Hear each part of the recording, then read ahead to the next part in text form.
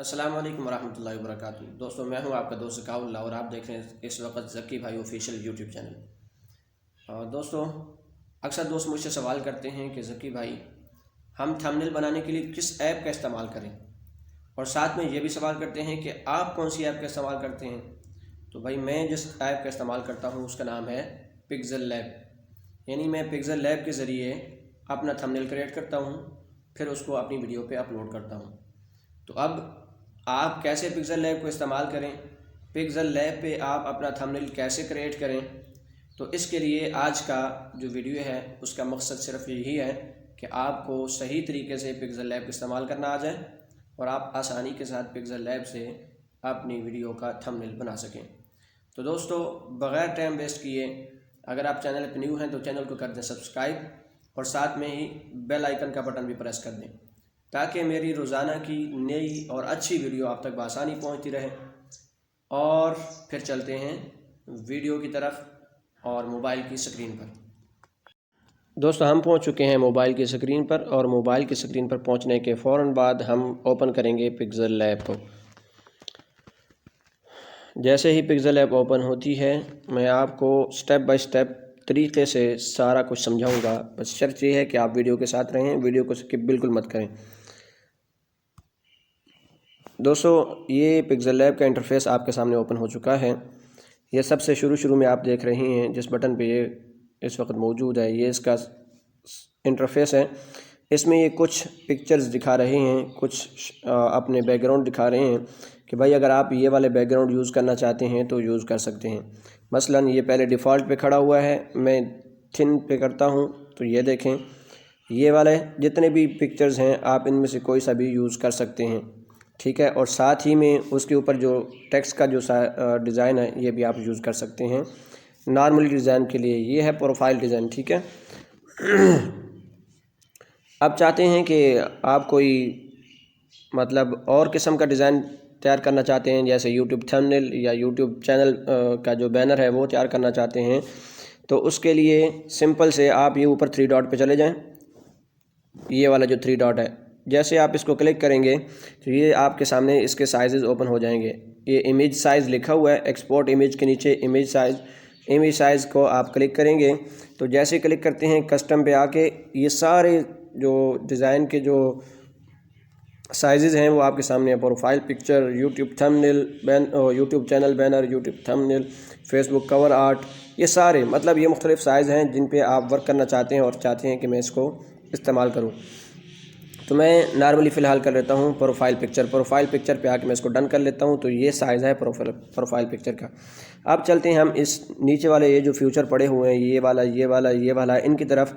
तो अगर आप टेक्स्ट में काम करना चाहते हैं तो टेक्स्ट में काम करने के लिए ए के बटन पे आएंगे और साथ ही में ये नीचे प्लस का निशान आ रहा है, आप इसको क्लिक करेंगे तो ये टेक्स्ट के लिए ऊपर ये बॉक्स दे देते हैं कि भाई आप इसमें अपना टेक्स्ट ऐड कर सकते हैं।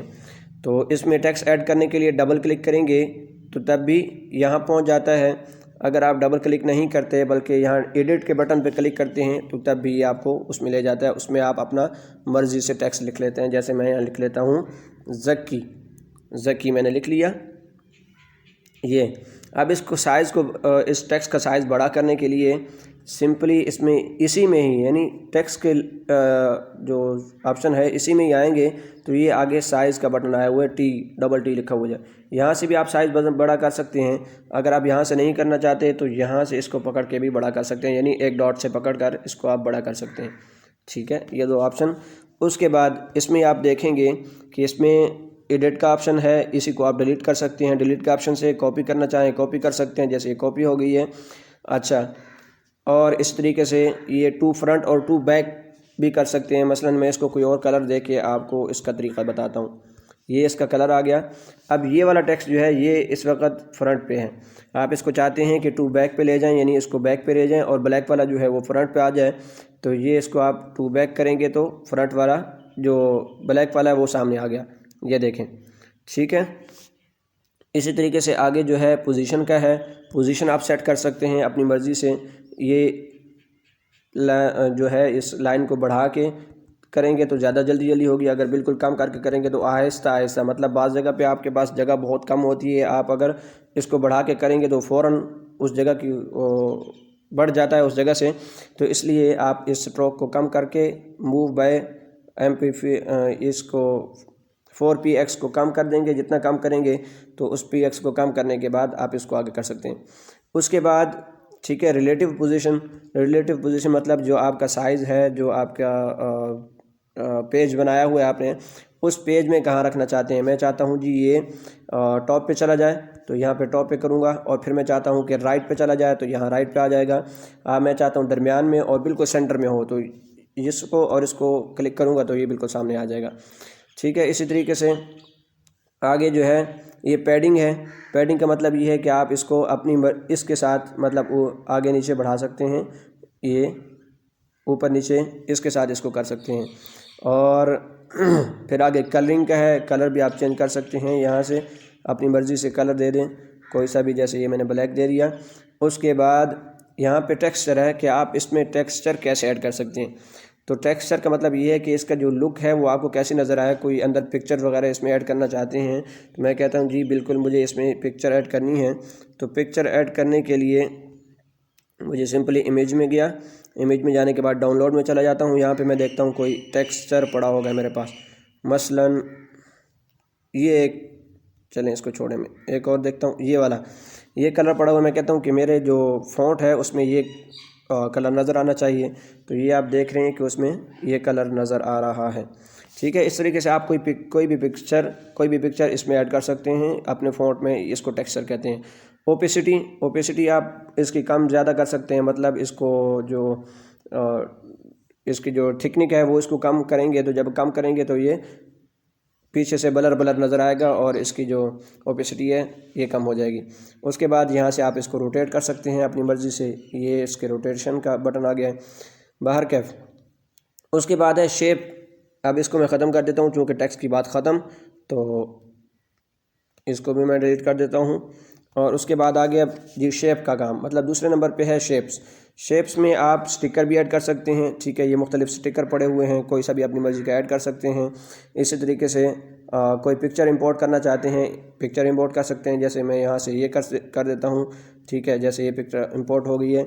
इसी तरीके से आप क्रॉप करना चाहते हैं, जैसे ये अभी पिक्चर ऐड हो गई है। इसके बाद है ड्रॉ, आप ड्रॉ भी कर सकते हैं। ठीक है, मसलन ये वाला कलर है, मैं इस कलर के ज़रिए यहाँ से भी कुछ भी ड्रॉ कर सकता हूँ और इसको इरेज भी कर सकता हूँ।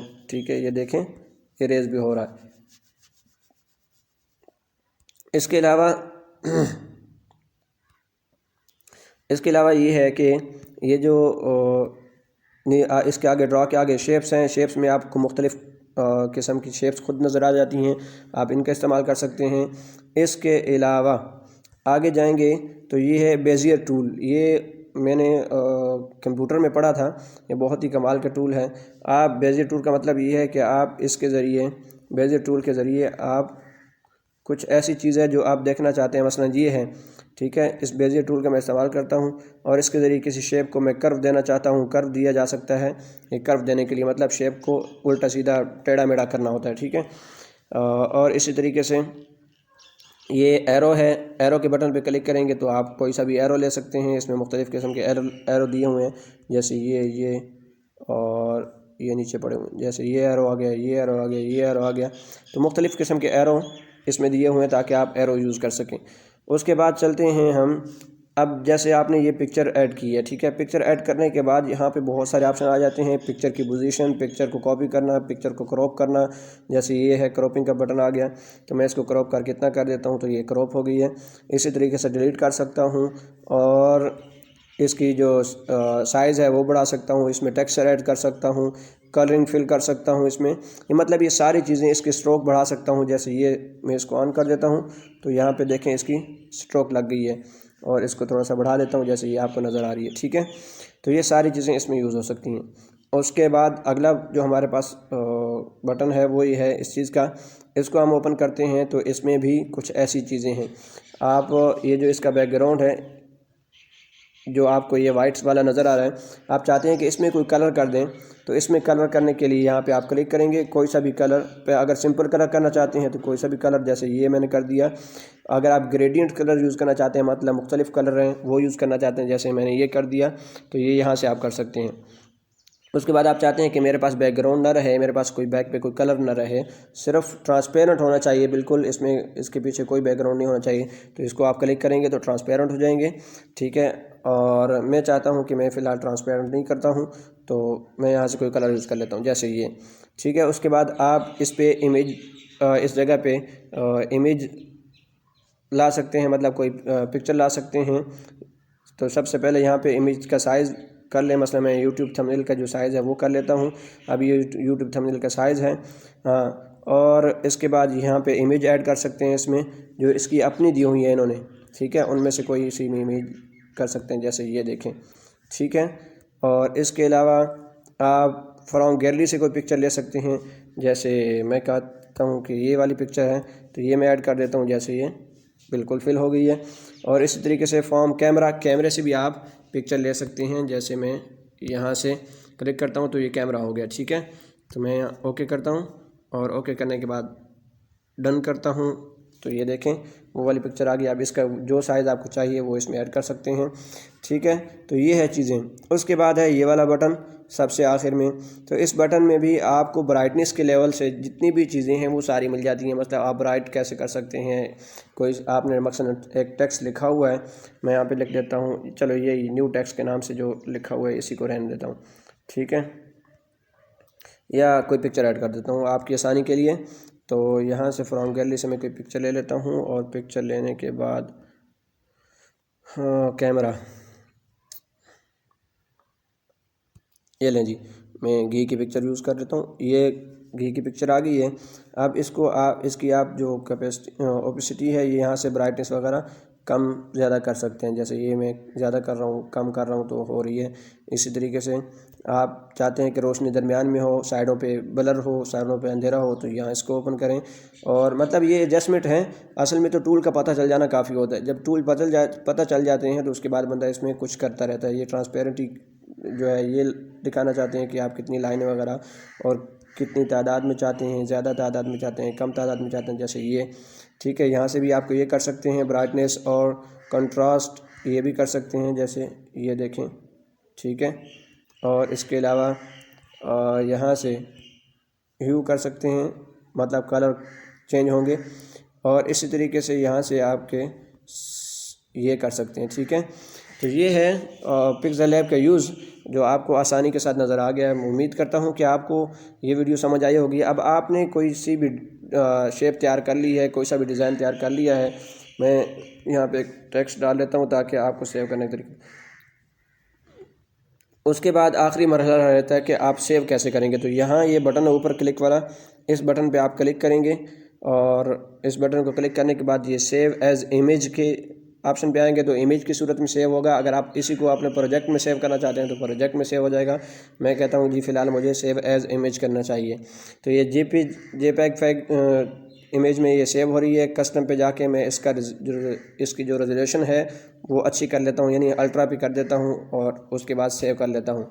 तो सेव करने के बाद जैसे ही आप देखते हैं अपनी गैलरी में, तो आपकी पिक्चर उसमें आ चुकी होती है सेव होकर, ठीक है। मैं देखता हूँ कि गैलरी में मेरी पिक्चर कहाँ आई है।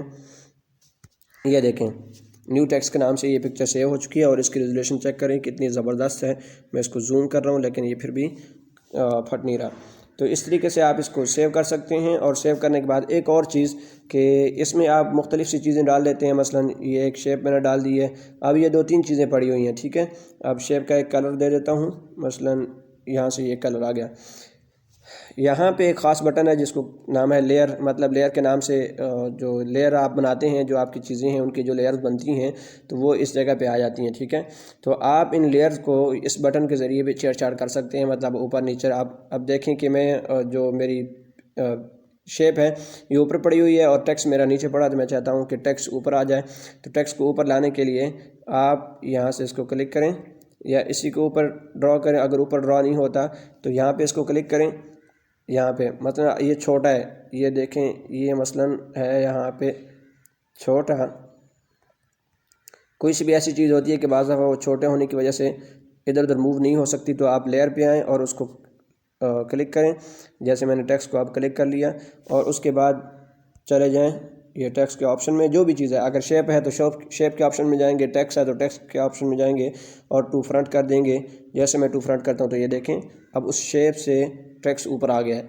तो अब आप यहाँ भी देखेंगे तो टेक्स्ट वाली लेयर ऊपर चली गई है और शेप वाली लेयर नीचे चली गई है। तो उम्मीद करता हूँ आपको आज का